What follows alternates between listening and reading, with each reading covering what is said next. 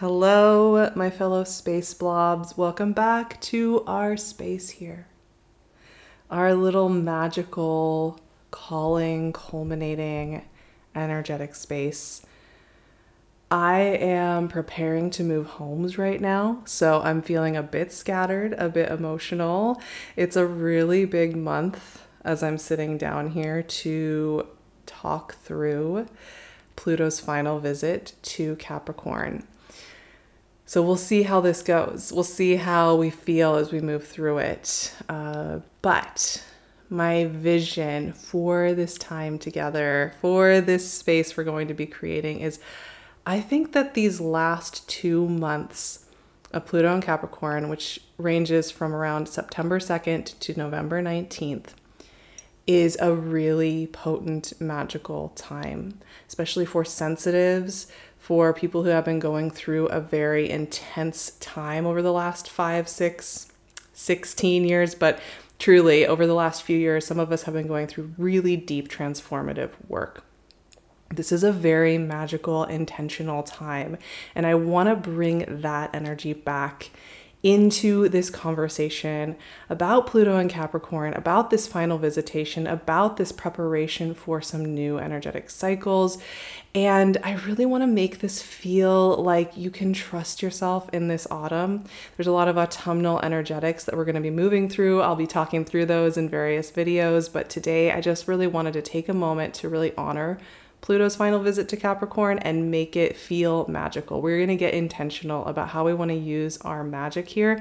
And I'm going to give you a little bit of a roadmap to some of the energetics that might be working through this beautiful little moment and how you can work with them to feel really empowered through this final process. So let's get right into it today.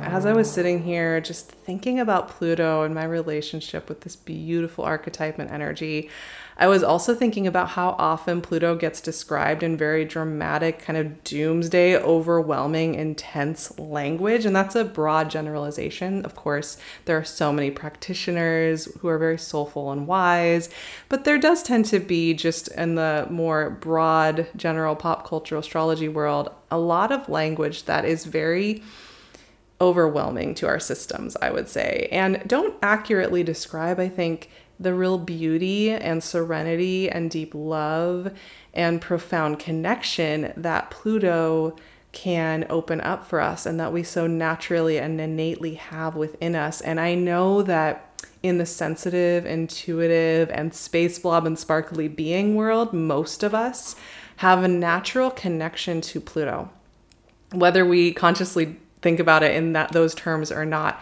Many of us have had to explore parts of ourselves, dive under the surface, go to our underworlds, go to our shadow places, open those doors in the psyche that need love and support, and have learned how to do that throughout our lives. So we have a natural connection to this planet, and I think to this archetype and to what it's really trying to do. And because of that, I actually think this is one of the places where we can find some of our deepest peace and power and magic and bring it to life. And I just want to, once again, affirm that here. Let's talk through kind of what's been going on with Pluto, just briefly get ourselves like reassociated with the whole timeline here, because Pluto has been in Capricorn for the most part since 2008. We had a tiny visitation with Pluto in Aquarius from March to June in 2023, and then it went right back into Capricorn. And then we had another visitation of Pluto in Aquarius from January 20th to September 1st this year, so 2024.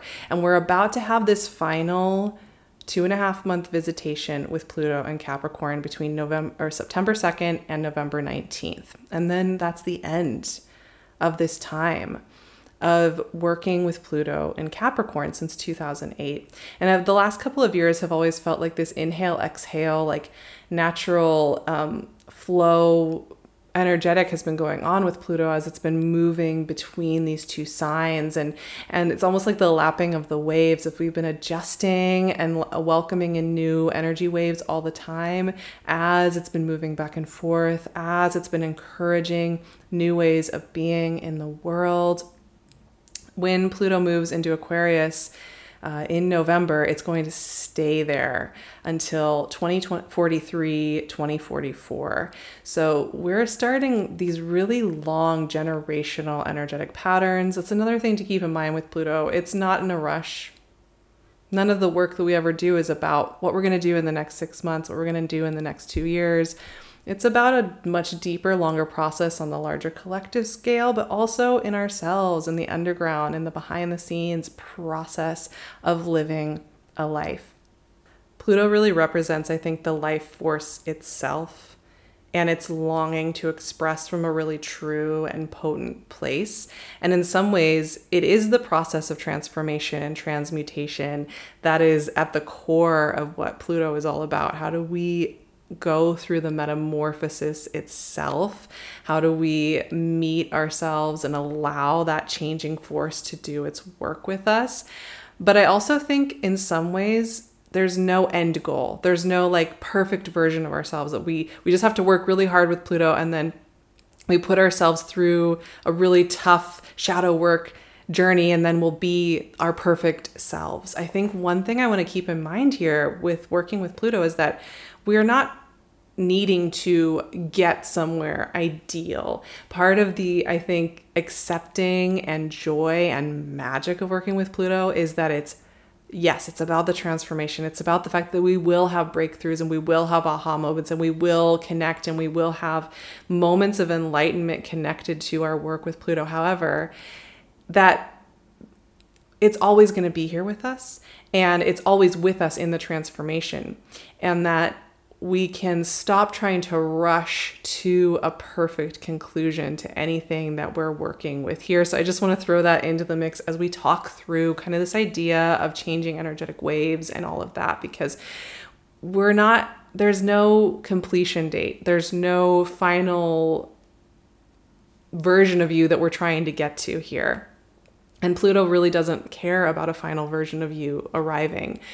But Pluto is connected with this journey, right, of going to the underworld, of opening the psychic doors that need to be opened, of visiting the parts of ourselves that have been relegated, the exiles in IFS systems and parts work, the exiles that have been put to the back, finding the treasure, reopening it, and allowing it to move through. We see it in all this storytelling. Things like Dante's Divine Comedy shows Dante going to the underworld first before he enters into the paradise, and all of the beautiful imagery there.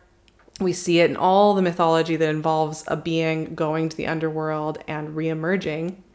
And often those stories are about a cyclical cycle, right? It's like the natural world, we always go under and we come back up. But also in life, we're always going to visit and come back up. It is like breathing. It is like sleeping and waking.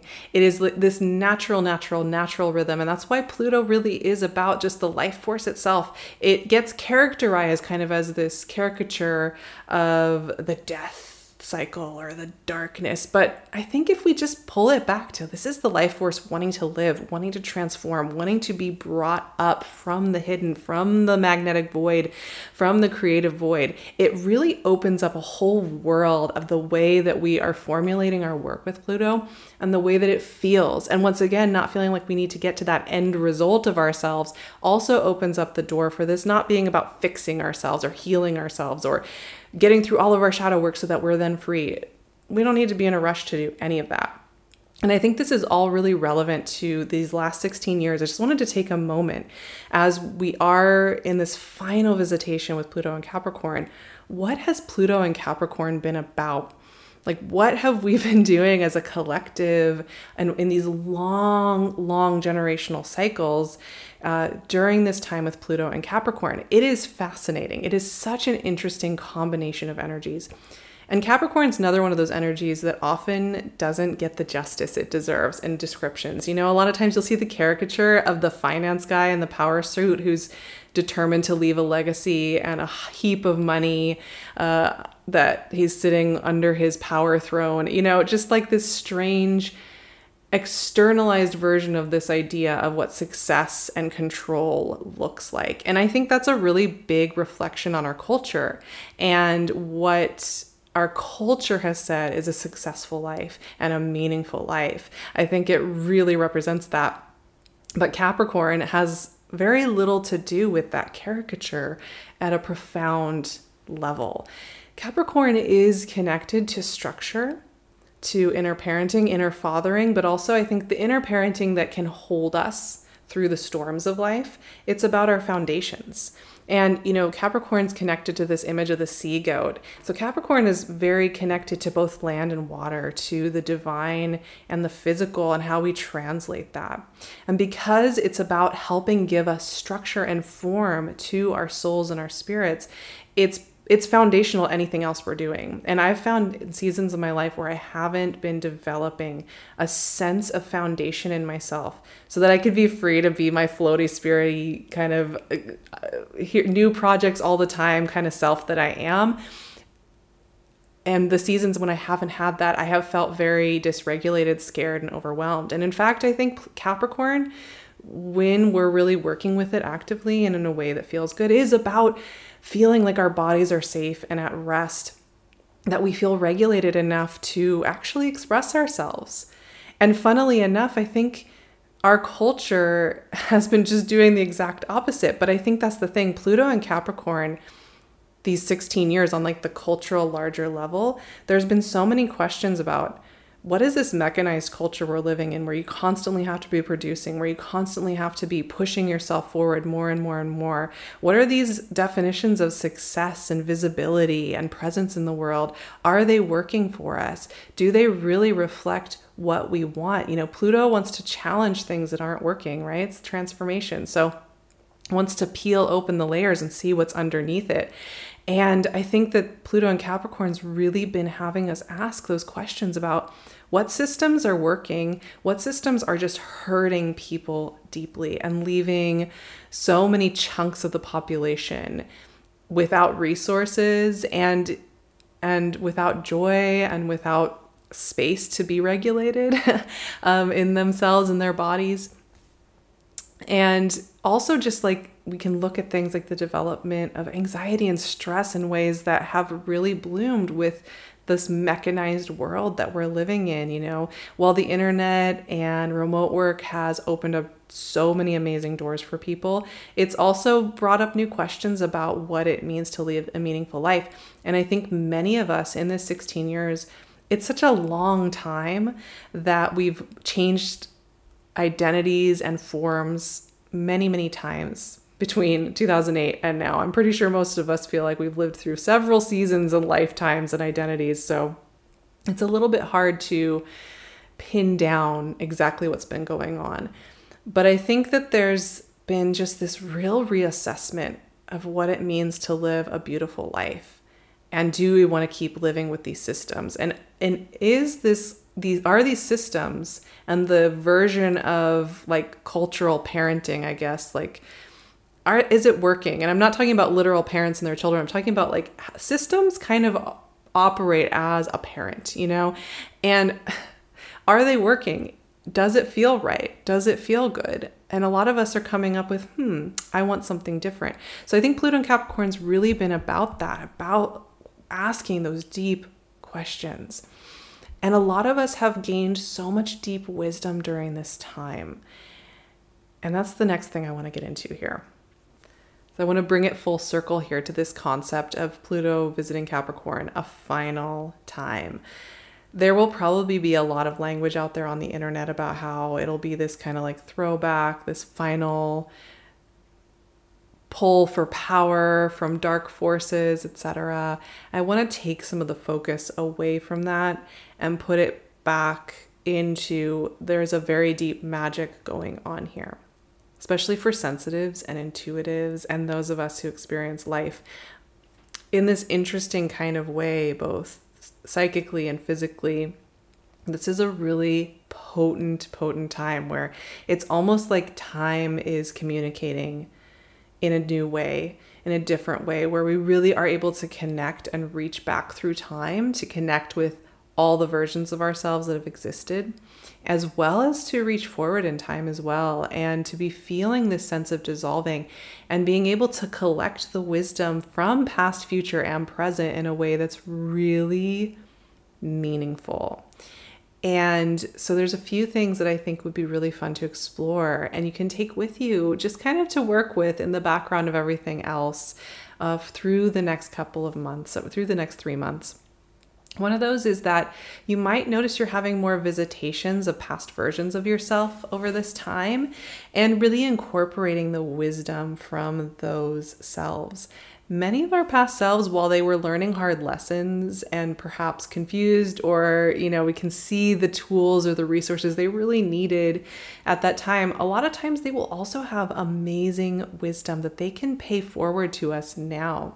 And as we visit with them, it can be kind of amazing, some of the wisdom that's gotten buried over with all the other things we're doing in life. So a lot of us are going to be really feeling that wisdom land during this time, and really communing with our past selves in a very meaningful, healing, loving way that is kind of like inner parenting and inner nurturing our past selves, while they also give the gift of all their wisdom.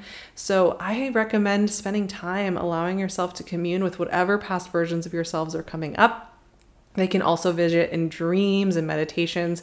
That energy is just going to be around in general during these months. This is also going to be a time, admittedly, where a lot of us are going to be grieving and releasing stress points and experiences from the last 16 years. And really allowing that energy to move through and make space, because as time kind of feels a little bit more collapsed here in this process, we are going to be visiting different parts of ourselves and perhaps finally being able to come to a point of catharsis. Now, of course, I'm not recommending you force yourself through that. Go at your level and your pace always. And don't try and process all the trauma of your life. That's not the requirement here. I trust that you'll know what feels right for you and what feels natural for you in this season. And we're all on different journeys, on our own unique journeys. And the other part of this is, while there's all that looking back, there's also the opening to the future, because we're going to get into it in November when Pluto arrives in Aquarius.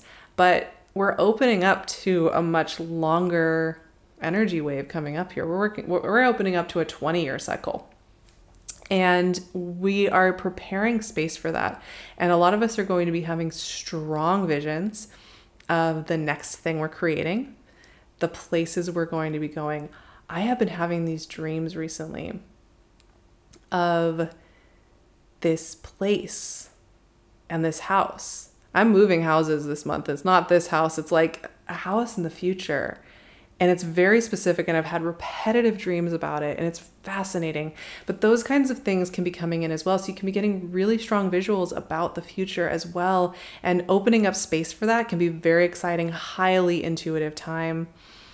And also there's two things here that I just want to end on before we get into our reading. One is that what shadows have become gifts in your life during this 16-year period? And just reflecting on that is powerful. And the other one, really intentionally honor your magic through these 3 months. That's a very broad statement, but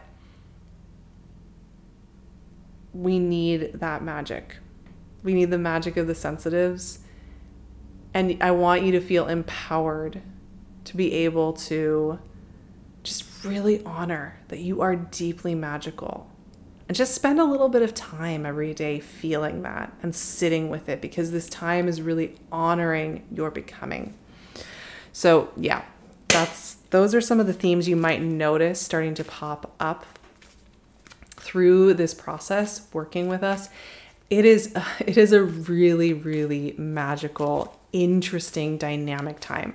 I'm sure there's going to be so much going on in the world when it comes to world events and leadership, all of those big questions.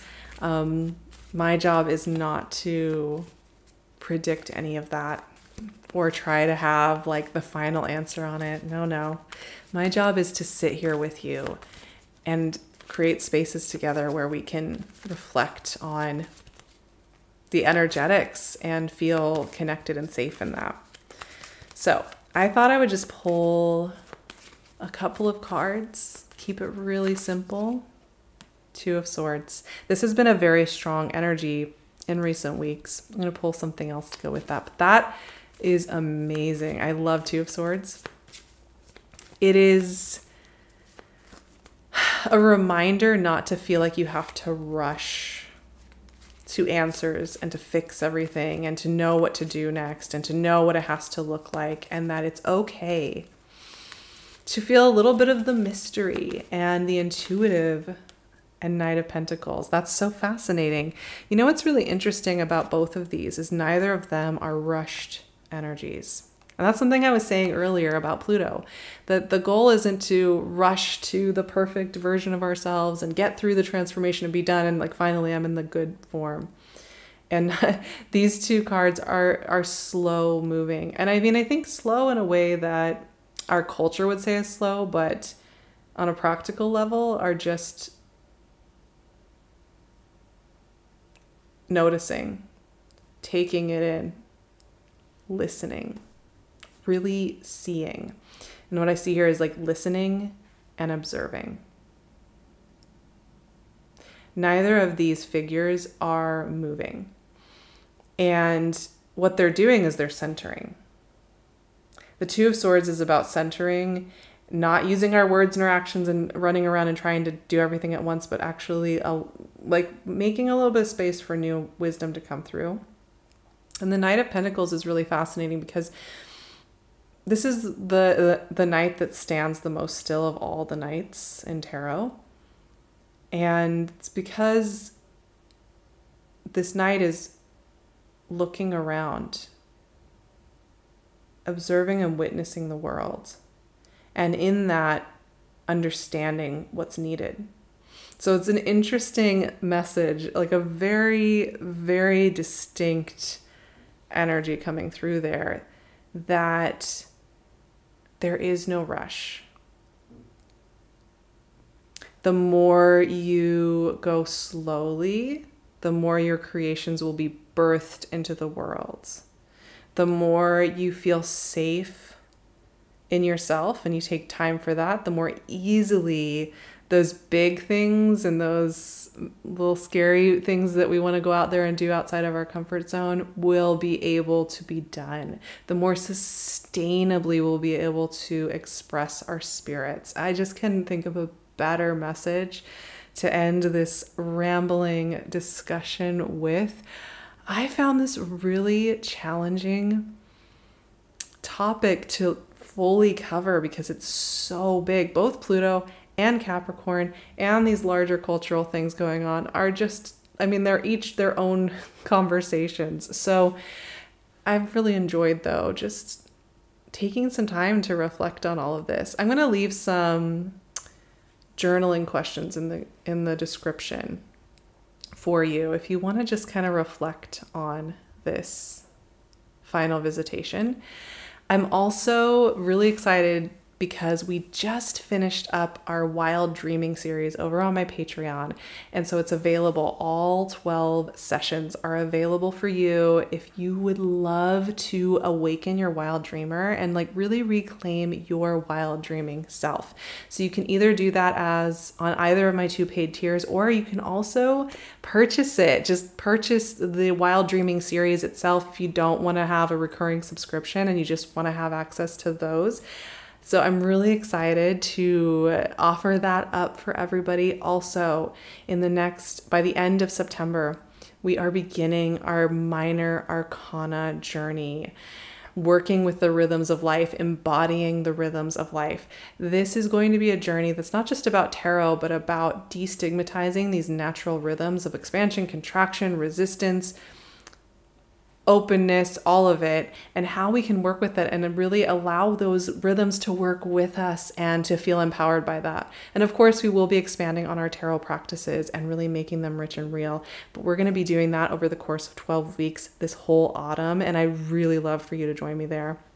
I also have all my weekly resources there and all of this beautiful, loving energy that I pour into that community. So I'd really love to see you over in that space. And you can also join the Magic Makers tier, where we meet up every month and talk about transits, how to expand on some of our natal chart placements, and also just play with ideas and the energies at large. So I'd love to see you there. I love it when you stick around here and you like and subscribe and hang out in this space with me.